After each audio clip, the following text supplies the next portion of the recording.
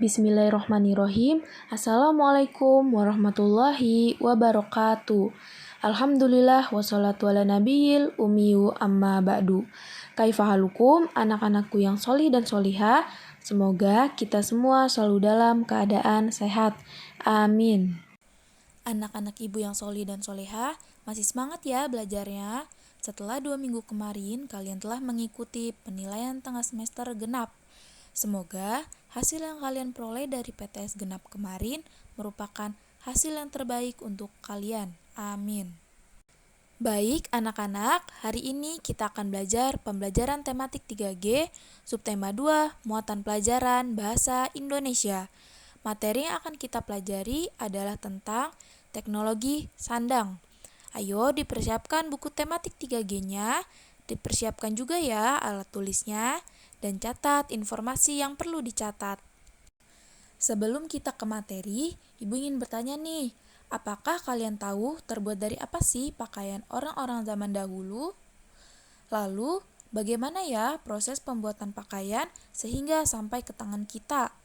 Atau pernahkah kalian memikirkan bahan apa saja yang digunakan untuk membuat pakaian? Anak-anak, sebelum kita membahas hal tersebut, kita harus memahami bahwa pakaian adalah termasuk sandang. Nah, apa yang dimaksud sandang? Yuk kita pelajari bersama. Sandang adalah pakaian yang diperlukan manusia sebagai makhluk yang berbudaya. Pakaian merupakan salah satu kebutuhan primer manusia. Pada zaman dahulu, manusia memanfaatkan pakaian yang terbuat dari kulit kayu dan kulit hewan. Kemudian, seiring perkembangan zaman, manusia mengembangkan teknologi sandang untuk membuat pakaian dengan bahan dasar yang lain, seperti kapas, sutra, dan yang lainnya. Pengertian teknologi sandang.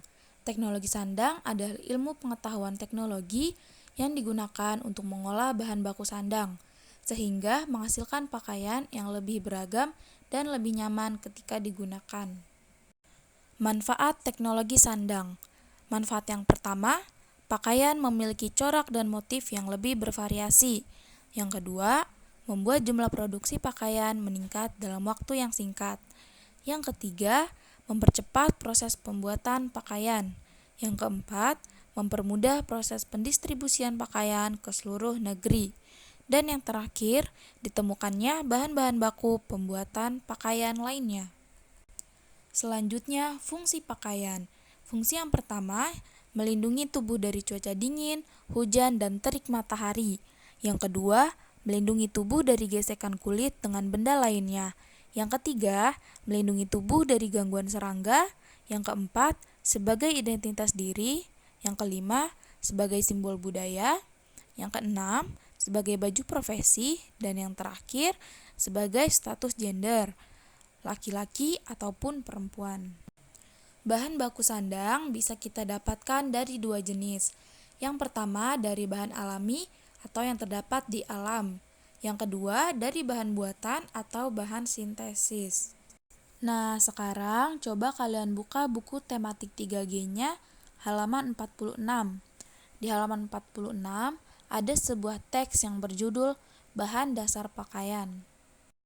Pakaian merupakan kebutuhan utama manusia selain makanan dan tempat tinggal. Pakaian digunakan untuk melindungi tubuh dari kotoran, debu, udara panas, dan udara dingin. Berbagai jenis pakaian digunakan untuk fungsi yang berbeda-beda. Oleh karena itu, pakaian dibuat dengan bahan dasar yang berbeda. Jika udara panas, kita sebaiknya menggunakan kaos. Bahan dasar kaos adalah kain katun yang dibuat dari serat kapas. Bahan katun memiliki sifat dingin, sejuk, dan mudah menyerap keringat.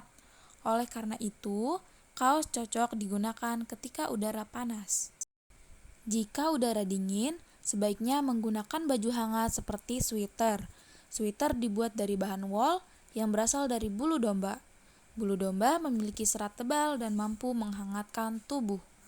Selain bahan wol dan katun, dikenal juga bahan sutra. Bahan sutra sangat halus dan mengkilat. Karena itu, bahan sutra banyak digunakan untuk membuat pakaian pesta. Bahan sutra berasal dari kepompong ulat sutra. Pakaian juga dapat melindungi tubuh dari air hujan. Contohnya jas hujan. Jas hujan bersifat kedap air atau tidak tembus air, berbeda dengan bahan wol dan katun yang berasal dari bahan alam. Jas hujan berasal dari bahan sintetis. Jas hujan ada yang dibuat dari bahan plastik atau PVC atau bahan karet. Sekian yang dapat Ibu sampaikan, semoga kalian memahaminya. Kurang lebihnya Ibu mohon maaf. Kita tutup dengan doa penutup majelis. Subhanakallahumma wa bihamdika, asyhadu an la ilaha illa anta, astaghfiruka wa atubu ilaih. Wassalamualaikum warahmatullahi wabarakatuh.